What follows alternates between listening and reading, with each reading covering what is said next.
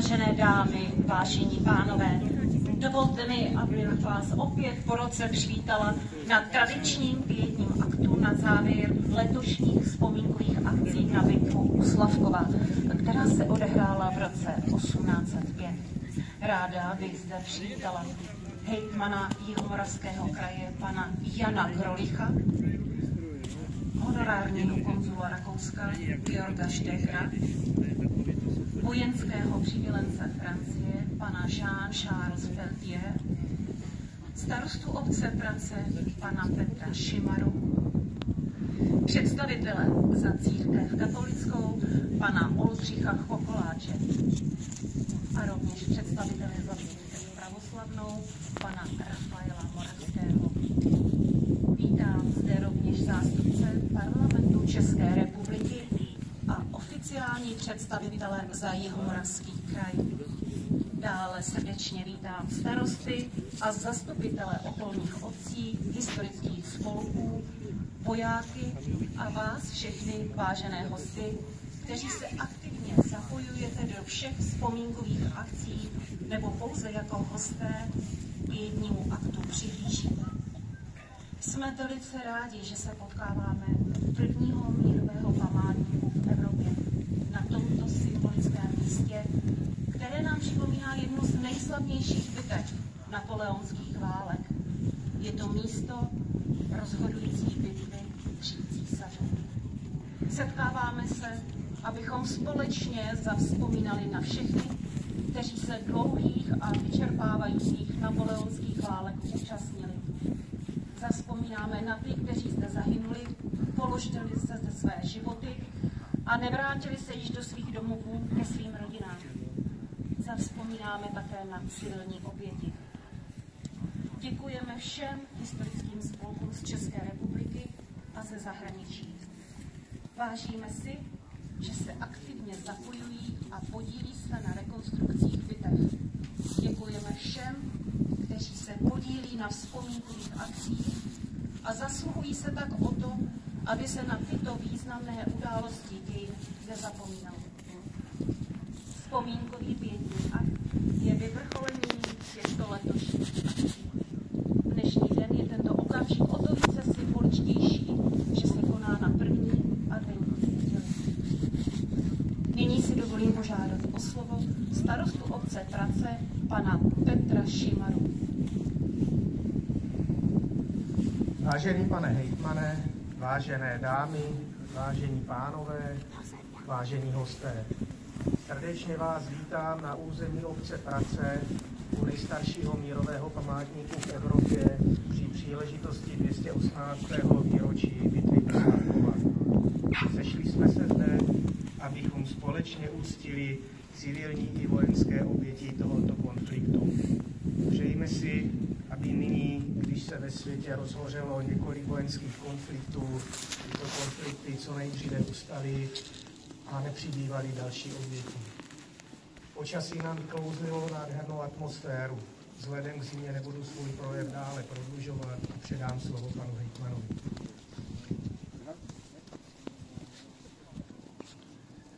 Dobrý den, vážení hosté, dámy a pánové a vojáci.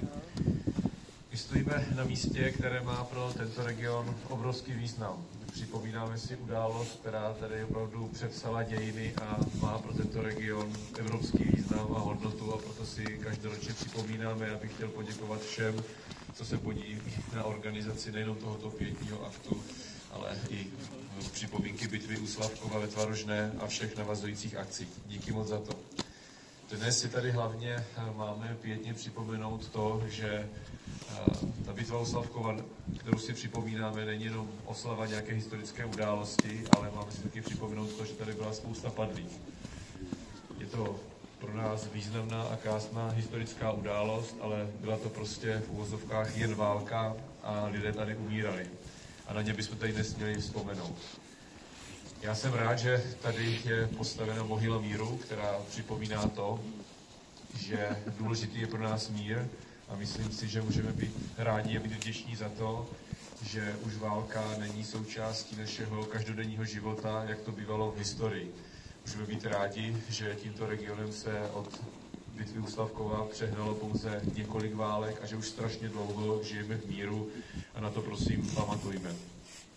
Ale bitva u Slavkova a tažení Napoleona sem do tohoto regionu vlastně přineslo i nějaké pozitivní věci.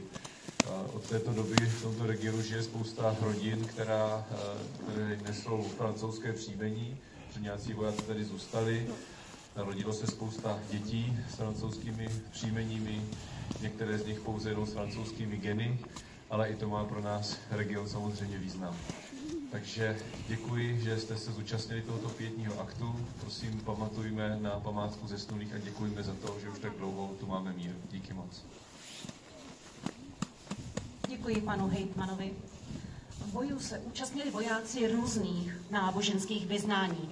Proto bych nyní ráda požádala představitele církve katolické, pana Oldřicha Chocholáče, o pronesení modlitby za padlé.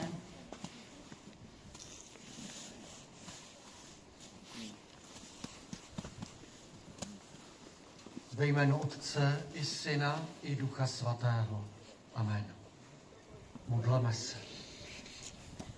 Pane Ježíši Kriste, ty jsi jako první z těch, kdo zemřeli, vstal z mrtvých. Skrze tebe doufáme v naplnění slov proroka Izajáše, která jsou vepsána nad vchod této kaple. Interfecti mei resurgent. Moji pobytí zase vstanou. Stojíme zde pod tvým křížem, vsazeným do vrcholu této mohyly míru. A prosíme, otevři svou náruč všem padlým na tomto bitevním poli, nad tímto krajem, jeho obcemi a obyvateli. Ujmi se těch, kteří zahynuli v průběhu dějin, v bojích a válkách, vojáků i civilních obyvatel. Odpusť lidskou zlobu, pýchu a sobectví. Přispěj na pomoc světu, který je stále zasažen násilím, a daruj lidem mír. Ty, který jsi vzkříšení a život, soudce dějin, milosrdný i spravedlivý, počátek i konec. Ty, který žiješ a králuješ na věky věků. Amen. Otče náš, jenž jsi na nebesích, posvěť se jméno tvé, přijď království tvé, buď vůle tvá jako v nebi, tak i na zemi. Chléb náš vezdejší dej nám dnes a odpusť nám naše viny, jako i my odpouštíme našim viníkům. A neuveď nás pokušení, ale zbav nás od zlého. Amen.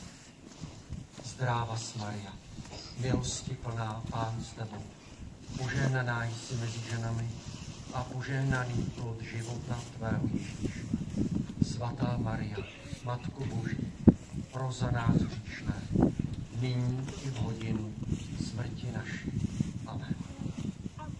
Requiem aeternam dona eis Domine.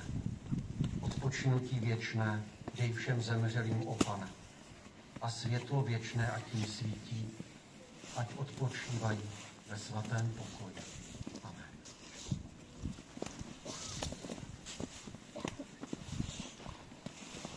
Nyní prosím o pronesení modlitby představitele církve pravoslavné, pana Rafaela Moravského.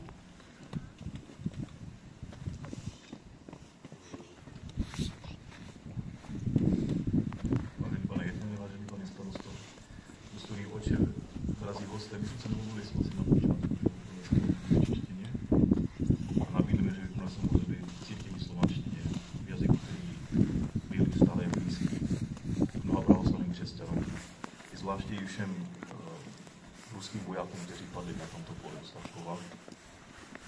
Tak dovolte, že se zaposloucháte do slov té modlitby. Tak určitě budete rozumět, protože mimochodem ten církevskomoravský jazyk sešel z naší země, z naší Moravy. A když budete poslouchat, tak určitě mnoho slov rozumíte. V jméně Otca i Syna i Svatého Ducha. Господу помолимся, Господи помилуй.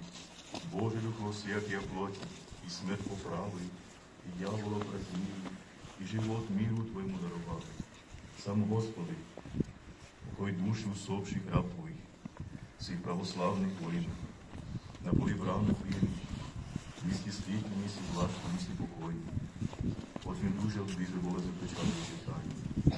Всяко je согрешение, святяным словом или делом, или помышлением, яко благий и человеколюбец Бог прости, яко низ человек и жив будет, не сходишь и поедем друг токмо без греха, правда Твоя, правда во веки, и слово Твое истина.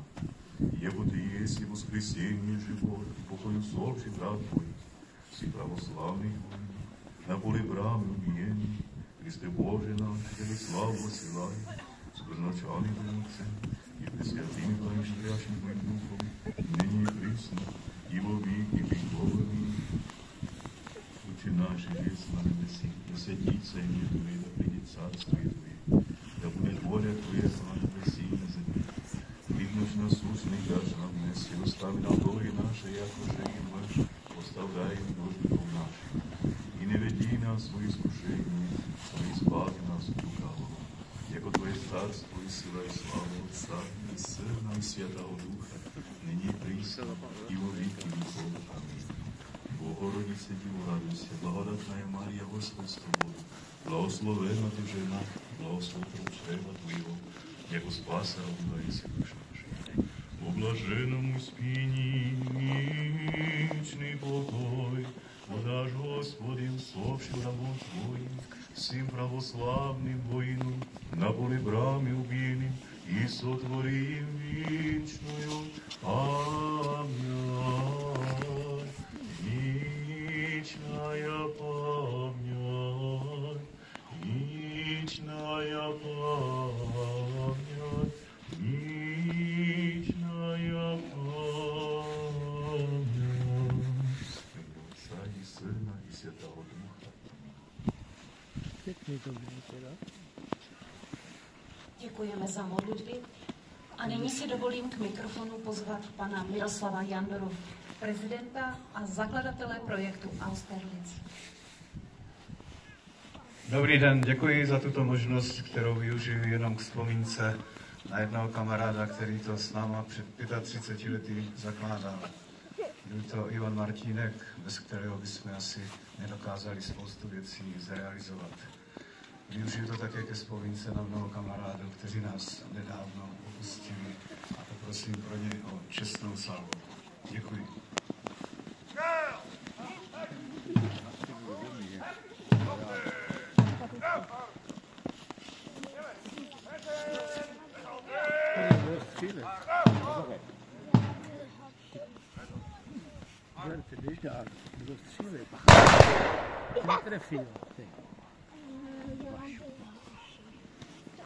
Bylo několik šup. Na to bychom dostali za rach.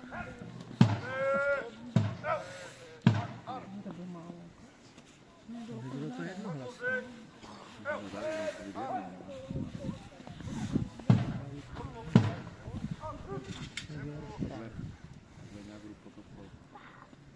Nyní nastala chvíle pro uctění památky kladením smutečných věnců.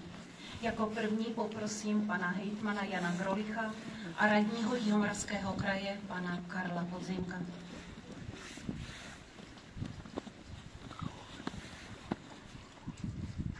Dále honorárního konzula Rakouska pana Georga Štékra a Žána Charlese Pertier. Starostu obce Prace pana Petra Šimaru.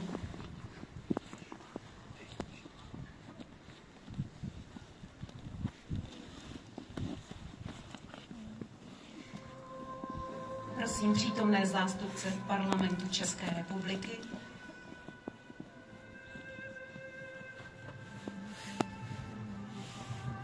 starosty a zástupce okolních obcí, historické spolky, kteří také památku uctí.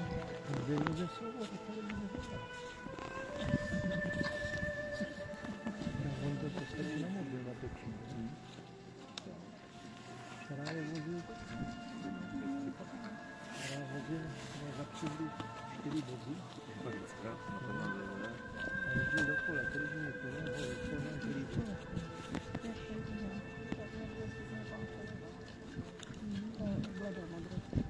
Ty?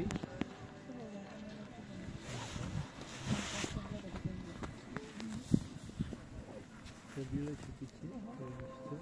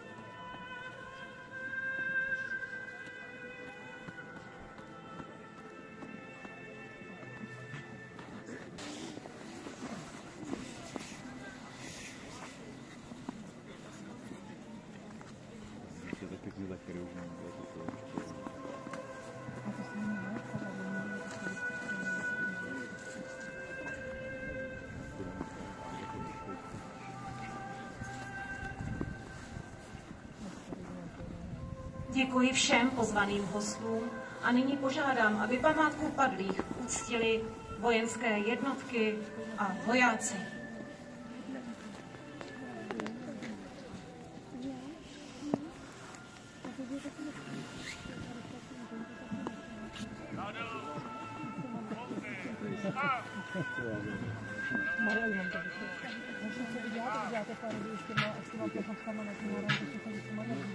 Budeme bubnovat s něma.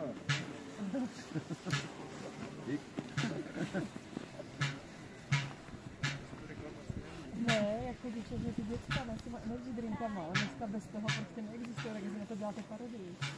No, tak já nevím, jestli Prime se srovnává s Lučovicama, ale tohle víc kopu. Tohle je rozhodně zdravější. Ještě jeden. To vitamíny. No. A je jich tam málo, protože toho musí být Víc, no?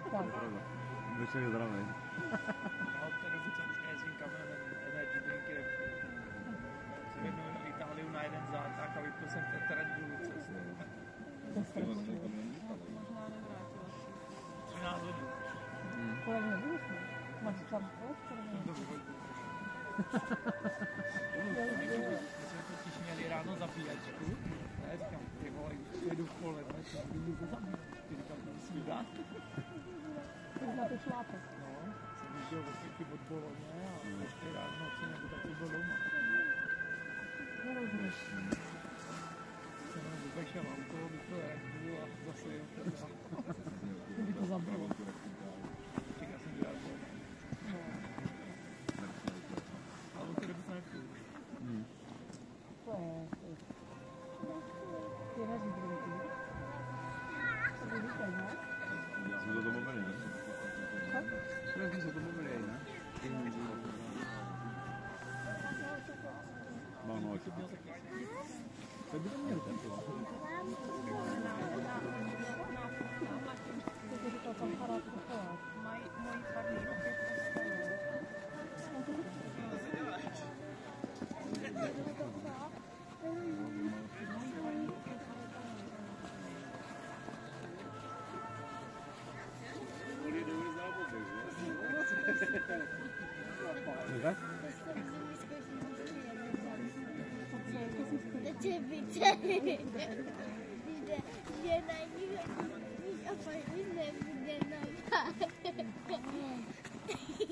Bude boka.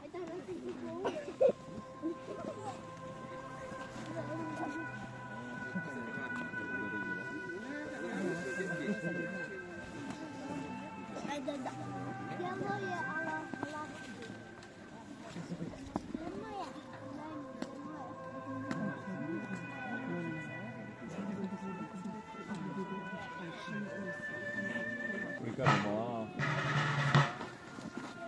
Vítám.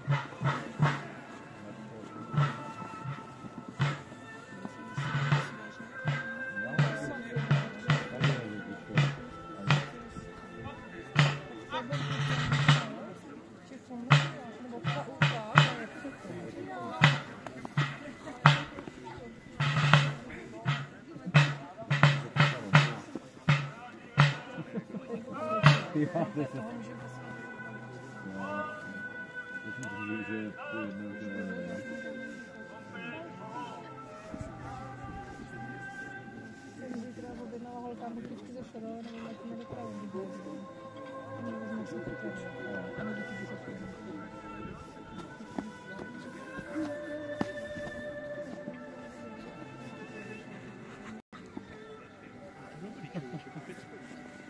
To je ještě nějaký mám? Tak jo.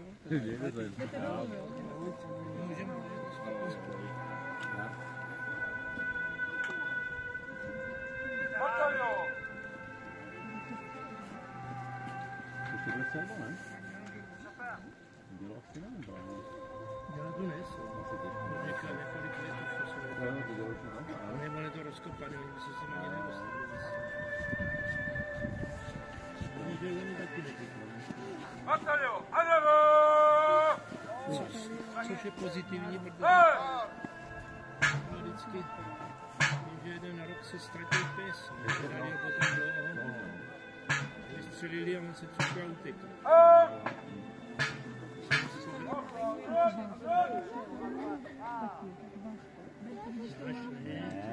Museli to, prostě zháněli ho potom v kobylnici. No jasně, brudě, nevím, no, prostě furt ho naháněli, že se ztratil.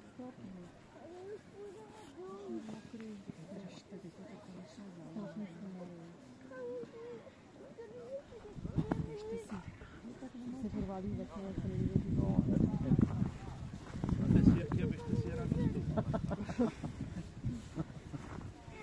Maru, co ty?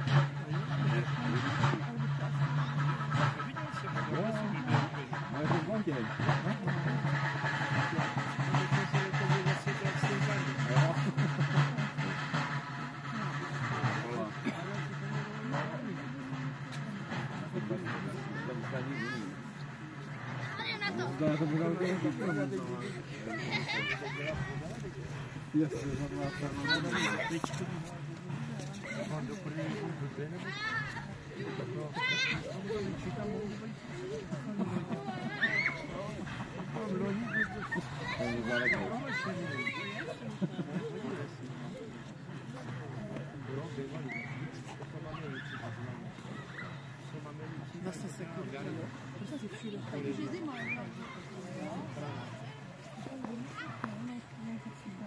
Čas mluví se.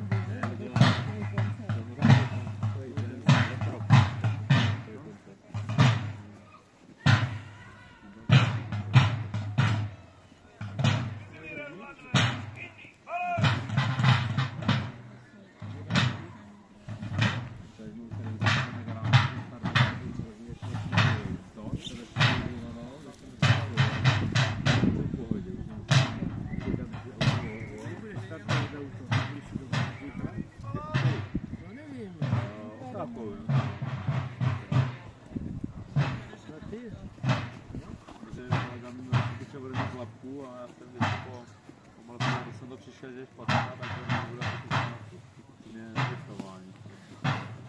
No, moc to znovu.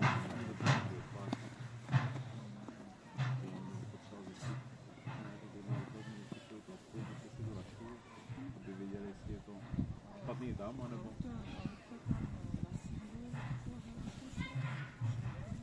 Je to ochávka, to jasně neledělo. Že naše auta zůstanou v klidu. Jo. Nevím, jestli bych teda nás startoval, ale protože trvají minut